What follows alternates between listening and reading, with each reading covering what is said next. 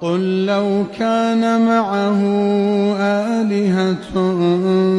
كما يقولون إذا لابتغوا إلى ذي العرش سبيلا سبحانه وتعالى عما يقولون علوا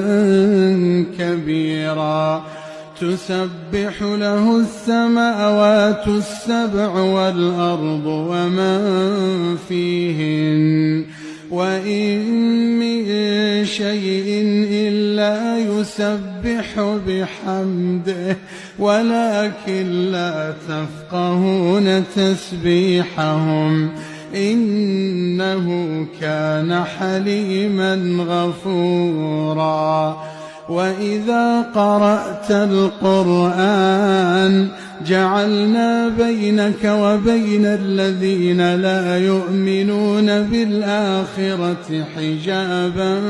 مستورا وجعلنا على قلوبهم أكنة أن يفقهوه وفي آذانهم وقرا وإذا ذكرت ربك في القرآن وحده ولوا على أدبارهم نفورا نحن أعلم بما يستمعون به إذ يستمعون إليك وإذ هم نجوى إذ يقول الظالمون إن تتبعون إلا رجلا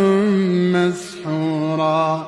انظر كيف ضربوا لك الأمثال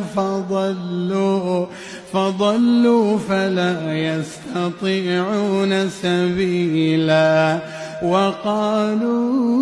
أئذا كنا عظاما ورفاتا أئنا لمبعوثون خلقا جديدا قل كونوا حجارة أو حديدا أو خلقا مما يكبر في صدوركم فسيقولون من يعيدنا قل الذي فطركم أول مرة فسينغضون إليك رؤوسهم ويقولون متاه قل عسى أن يكون قريبا يوم يدعوكم فتستجيبون بحمده وتظنون إن لبثتم إلا قليلا.